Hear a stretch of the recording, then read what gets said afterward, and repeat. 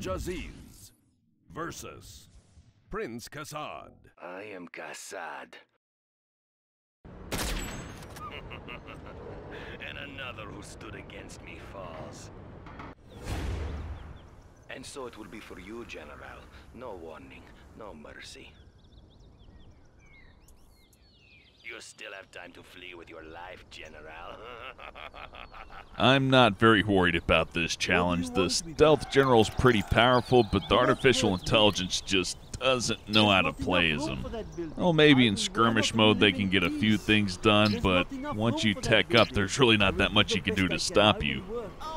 I think the biggest threat would be the stealth hijackers, but well, they're not even really that much of a threat. Just a little bit of radar will take care of them. It's like I said in my stealth challenge video, the worst part about playing Stealth General is that his name is Stealth General, so your strategy's given away right there. You know, you're basically done at that point. Unless you're like a really fucking high-tier stealth player to where, you know, people can expect the stealth, but you use it in such a way that it doesn't matter that they know it's coming, but, well, not many people fit that bill, and the artificial intelligence doesn't either. The only things I can remember having to look out for on this map are ambushes, the biobomb attack, which happens at about 6 minutes in, and then artillery attacks, but combating those isn't going to be a problem for Demolition General, since I can produce tons of cheap units to keep a good base coverage going, and artillery might blow up one or two defenses, but again, they're cheap, and I can counterattack with demo bikes. Once I get the level 3 cash bounty, a demo bike into a scud launcher is actually a pretty good profit still. Though it's still less profitable than taking them out the normal way, the fact that they only send so many artillery units kind of limits the amount of money that you can make trying to kill them anyway, so I don't view demo bikes as being a waste here. That being said, I still haven't played this challenge, so maybe there's some more shit headed my way. Or maybe it'll be even easier. That's kind of hard to tell with these sometimes. Honestly, I expected Super Weapon to be way harder, but she's pretty much the same as last time, if not easier, thanks to the bridge and all the strategies that opens up. But then you had the Toxin General that they made way harder with the inclusion of a single unit, so that's something as well. He may have a new artillery unit or something that's very hard to deal with. I mean, for all I know, they gave Stealth some kind of portable scud launcher bunker that's full of infantry. That would be pretty fucking hard to deal with. I'd have to do the Toxin General strategy of just building a whole shitload of artillery and keeping the whole outer perimeter of my base in a huge ring of explosions. Though that is a strategy that I enjoy because it's just so fun seeing all the explosions and rockets all the time. It's a strategy that's a bit too time-consuming. This should be beatable within about 20 minutes or so. Maybe 30 minutes if they give them a new super unit or some kind of general's power that blows up half of my base. That kind of shit takes time to deal with when you don't see it coming. Also, if they move to Scud Storm, I might be in a little bit of a bind, but things as they are, I'm pretty sure I can take a Scud Storm attack and still press forward and attack his base, so I'm not entirely worried about that. Something to keep in mind, though. Probably not a bad idea to build a couple of extra radar vans just in case I need to scan around a bit. That's a good thing to do anyways, though building them a little bit early is not ideal. It's better to have them and not need them than to need them and not have them. I'll probably spend a lot of this match talking about bullshit, because my main plan is to just spam a bunch of units that the Stealth General's defenses can't handle. That way I can just run over them and I don't have to worry about doing pinpoint strikes or trying to micromanage tons of infantry to try to take everything over in a very precise manner. I can just roll them over with a bunch of heavy armor. It's not the fastest or most elegant way to get things done, but it's the way I like to do it. It feels good, makes me feel like a big fucking man. Like I'm a man in the clouds just deciding how this battle goes. I get to pick who wins and who loses and how the world changes because of it. This truly is the game of choice for narcissistic sociopaths. You just know there's somebody who plays this game and names every single unit that he builds after people that he knows. I'm gonna send you into the Gatling cannon for making me mow the lawn last week, Uncle John. And fuck you, Mom and Dad, you're resource gatherers now. You gather all that resource and give it to me. I always deserved a bigger allowance, and now I'll have it. And all you builders are all the girls who dumped me in high school and made fun of me. You work for me now. I'm the boss. These are the people that rage quit online, because when you beat them, their minds can't handle the loss. You can't beat me in my fantasy world. This isn't right. No! Quit, quit, quit! You never won! That shit cracks me up. You know somebody has some real fucking mental issues when they come into a game like this and brag about being undefeated. Because that's just a load of horse shit. You had to play the game to learn it, so you lost at some fucking point. It's not like it's a fucking boxing league and you're undefeated in the fucking WVA, whatever, boxing league. I think I just named the boxing league from Punch-Out, but whatever. I'm a huge fucking nerd. That aside, it just cracks me the fuck up when people take their egotism over into video games. Especially the losers who can't handle losing anything. It's funny to me because not only are they the first to rage quit, typically they're also the first to make fun of people trying to learn the game. You know, that's real fucking mature. So you practice at the game for fucking 10 years and you're going to go up to somebody who's just now starting to learn the game and go, "Ah, fuck you, you should uninstall the game, you noob." I mean, I kind of get it. If you're really good at the game and nobody's praising you for it, it probably does piss you off after a while, you know, especially if you have an ego problem. You're thinking, why aren't these people fucking worshiping me for playing this game for 10 years straight and harassing everybody over it? But you're never gonna get any attention for being good at something if you're a huge fucking asshole about it. And I'm not even talking about the trolls. I know why they do it. They get off on other people's misery. You know, making other people feel bad makes them feel good. That's human nature. That's normal. That kind of shit exists everywhere. But for whatever reason, in really old PC games and strategy games or anything that has any kind of depth to it, you're always going to find those people that take it real fucking serious. You know what, I take that back. It's not bad to take the game seriously. That's not the problem. The problem is people take it seriously in an emotional manner. That's when the issues start to come up. So you'll have somebody who's really fucking good at the game who could be a real fucking asset to the community just going off the fucking wall because they have an ego problem and they're not feeling like they're getting worshipped enough, or they feel like people don't respect them enough, or they feel like everybody else is slacking, or, you know, just any excuse in the book. God forbid you beat one of them fair and square, because then you're going to be on their shit list as somebody's cheating or fucking around and all that. It's just insane. That's not even the craziest part, though. Think about it. In Command & Conquer General Zero Hour Online, finding somebody who's playing the game who has a good connection to you is pretty fucking rare. So why would you connect to somebody after waiting in the lobby for 2 or 3 hours to get a single match in? Why would you beat them and then shit-talk them, or get beaten by them and accuse them of cheating and be a huge fucking dick about it? You'd think that would be the one circumstance to where you go, you know what, that pissed me off, I didn't really enjoy that game, but this guy could be a good friend. I like to play the game. Maybe I'll try to build some bridges here. But that's not what happens. It's like they're so depraved after having to wait for 2 hours to get their match in, they're just ready to just go apeshit the second anything happens. Whether they win or lose, they're gonna have something really fucking nasty to say to you.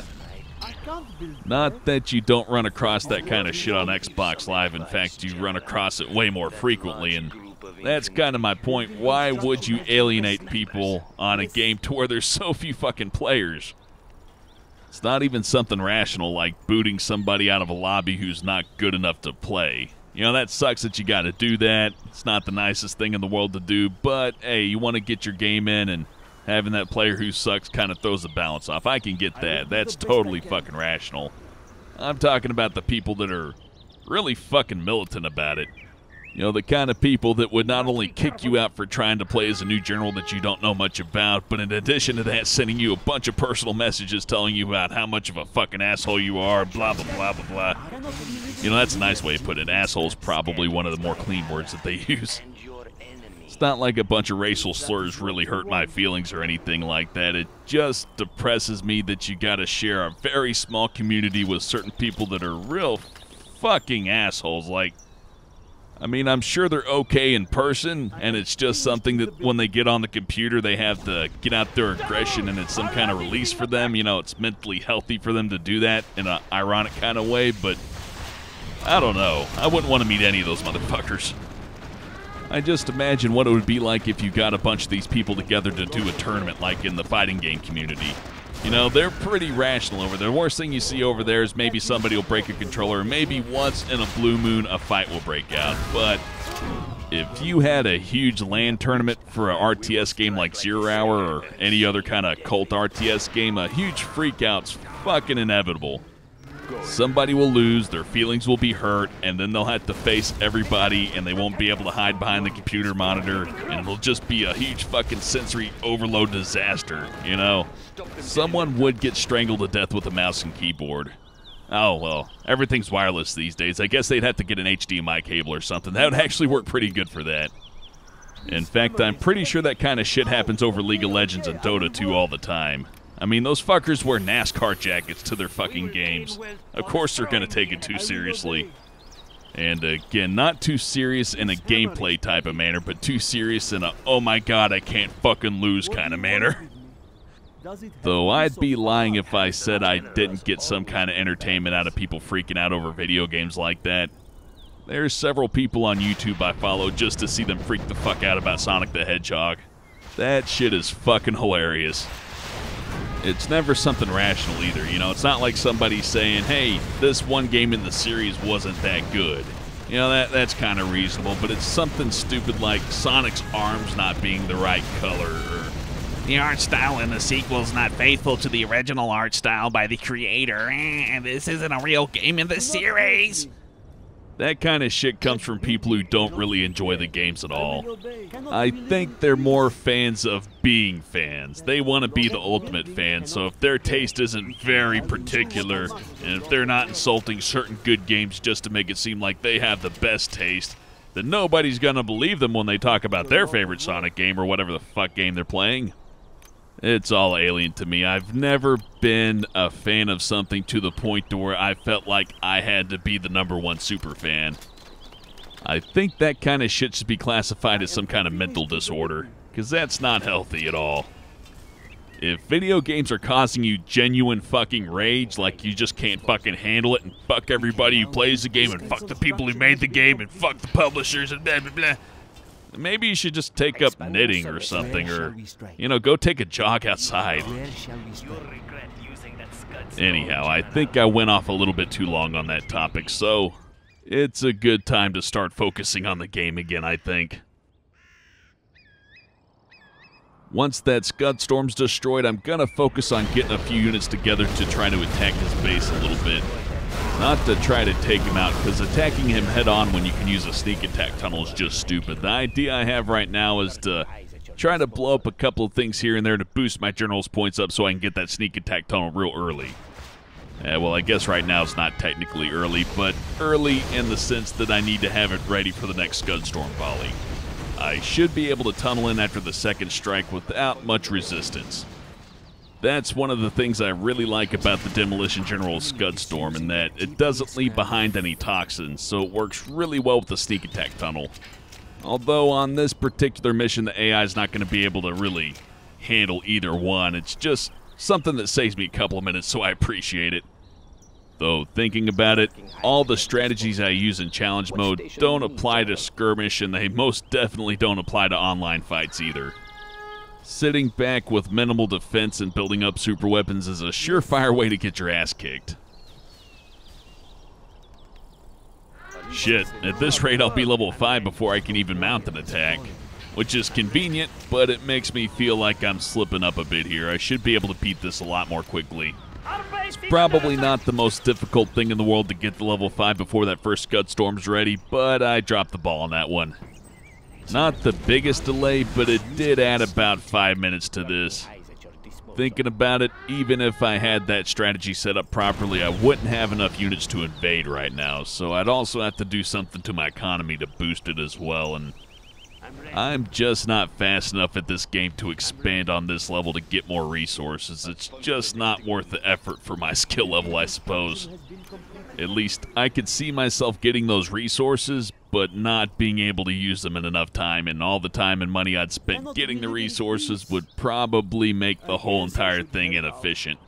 I'd have to get the resources with no losses and continue all of my building without ever skipping a beat, which I'm just not going to be able to do that here. That's just not going to happen. Props to anybody that can do that, though.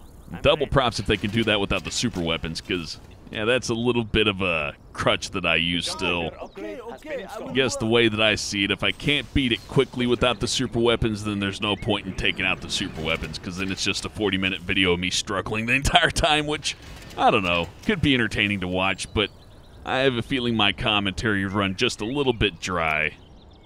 Or maybe my commentary will go full circle and I'll transform into one of those people that just can't fucking handle losing and just hates the fucking game immensely but doesn't stop playing it. That won't happen. I'm way too easy to let my ego take control. The minute I start feeling bad about losing or angry about losing, my mind just says, fuck it. Go eat a sandwich. Go take a nap.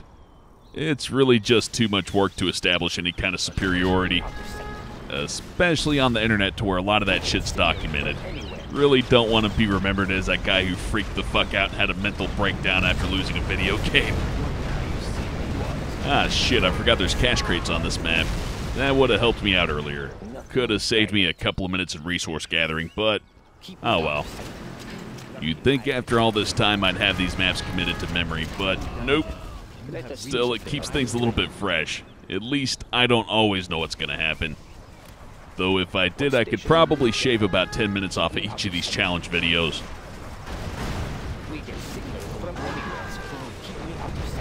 A bottleneck full of stealth defenses. Not the best area to attack in, but I think I'll give it a shot anyways. If it doesn't work once my scuds count down, I'll just go in through a tunnel in the back. That'll be easier, but maybe I can roll them over here.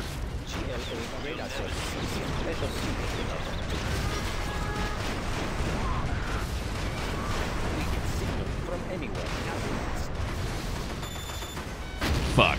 I didn't think that they'd move forward if I told them to attack that right stinger site since that other vehicle's already firing at them, but, well, that's what happened. Fuck.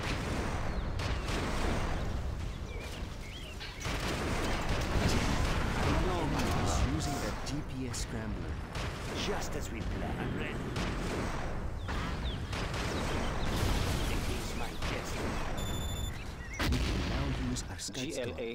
Yeah, that attack went nowhere. Back to the base. I'm ready. I'm ready.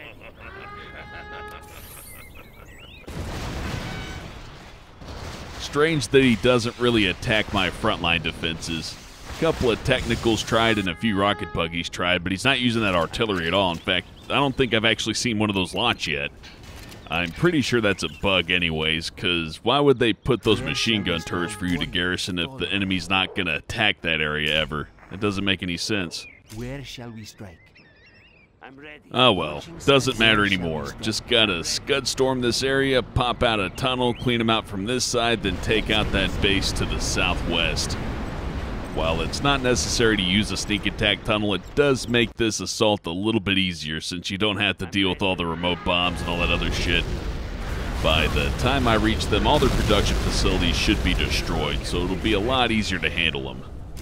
Though I could attack head-on and get through this mission, it's just not as fun for me. I hate having to deal with all the stealth generals bullshit. So I take any advantage I can get. Here we go.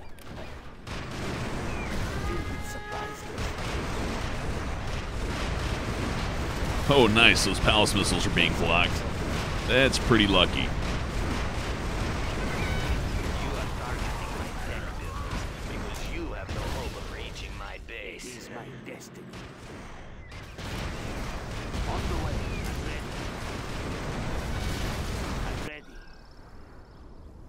This should be more than enough units to take him out, but it's always good to come prepared. Then again, I really don't have a reason to stop making more units, do I? May as well keep producing, just in case I somehow fuck this up.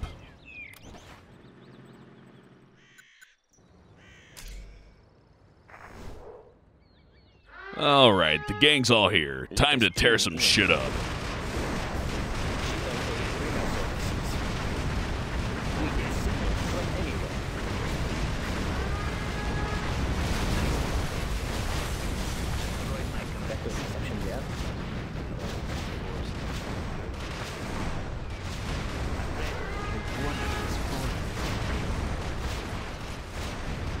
these BRDMs are pretty good, but they don't quite have that Scorpion tank charm. Not to mention they're way more expensive. I think next time I'll try mixing in a few Scorpion tanks just to save on money a little bit. I think building a horde of these is a little bit overkill. It's kind of like building a horde of rocket buggies. It's good in theory, but in practice it can be really fucking expensive. Especially if they have to fight another piece of artillery that has splash damage. That can get really fucking expensive to deal with. Still a pretty badass unit though. I do like how the missiles are effective against infantry and tanks. They'd probably do a really good job protecting Scorpions from infantry and other bullshit. I think if you sent out just a couple of them, they would do good against artillery, but in a group, even with their speed, they're still going to get clipped by some of that splash damage, and they're just too expensive to throw away like that. Hell, rocket buggies are more disposable, and I really hate losing those, so... That being said, it's not nearly as expensive as losing battle buses or maybe even scud launchers, but losing any unit that costs over $600 just makes me cringe. Then again, I have had good results with demo bikes, so maybe I should take a few more risks here and there. Losing a few expensive units here and there is no big deal just as long as you accomplish your goal and you don't cripple yourself financially.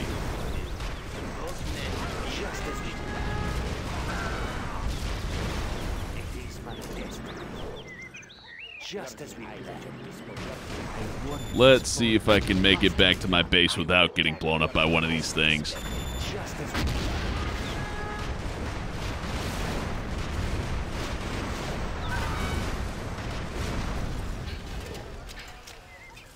Build, build, build, build, build. Committed to the cause. A backdoor attack. Oh, I didn't realize you were so devious, General.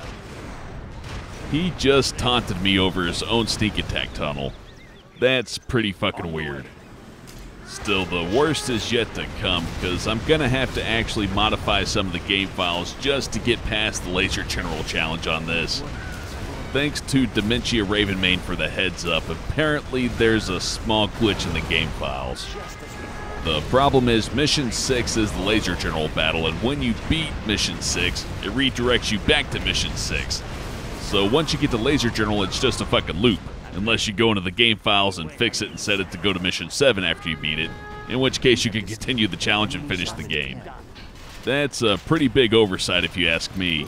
You would think they would have noticed that a long time ago, or if it's a recent bug that was just introduced into the game, you'd think they'd at least fix it, but I guess not.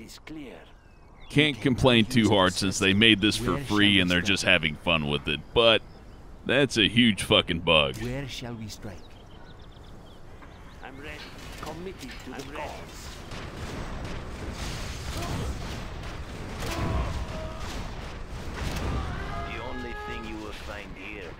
Your own destruction, General. A warrior has fallen. Yes, yes. Oh, I wanted to watch the village get blown up. That's alright, though. Just as long as the village is gone, I'm happy. That thing has cost me a lot of fucking time in the past. In fact, fuck this whole area. It's all getting blown up. Where shall we strike? There. Now I don't have to worry about any sneak attack tunnels, any kind of stealth bullshit. It's all gonna die. I'm ready.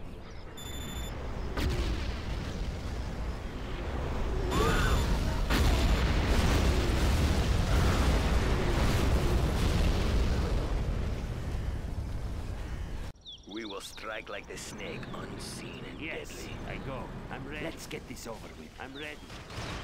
Nothing will stop.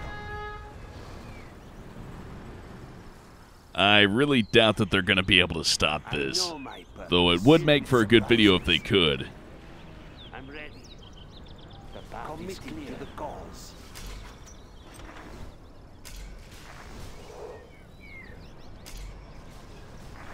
Oh, no you don't. You don't get to rebuild here.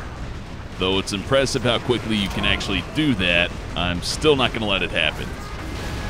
This mission's finished. Not a very exciting one, to be honest. not that much different from the 0 hour version, except there's a couple of different units, but he doesn't really use them, so it's like they don't even exist to begin with. If you're already familiar with the stealth challenge, you're gonna kick the shit out of this one. There's really nothing that new here. Those units do look pretty badass. I mean, Stealth General with artillery, that's pretty fucking sick, but again, he doesn't use the artillery, so it's not a threat at all. Though I'll give the mod maker the benefit of the doubt, it might kind of be like the Nuke Journal, to where if they let him use the siege cannons and all of his other units, you really wouldn't stand any kind of a chance. The boosted economy the AI gets and the way that you can build those units so quickly, he would probably just stomp the shit out of you. Though I have to say, overall, I'm not super impressed with the challenge mode in this modification. I mean, I get it's a mod, they can only do so much, but there only seems to be 1 or 2 of these battles that's really worth fighting, and the others are just kind of, well, not that interesting. You know, there's not that much extra going on, and I think I've had more interesting skirmish battles, to be honest. That being said, I really like this mod overall.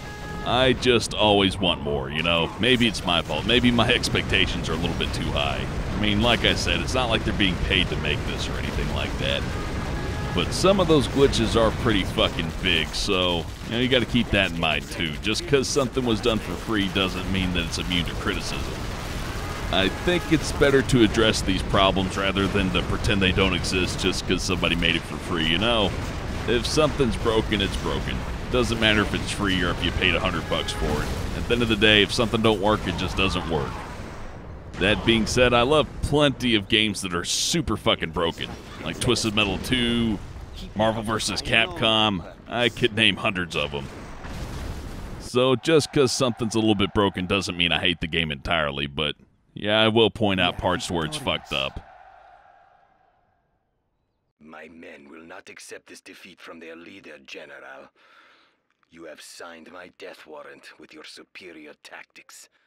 So that was the Shockwave Stealth Challenge. Kinda disappointing.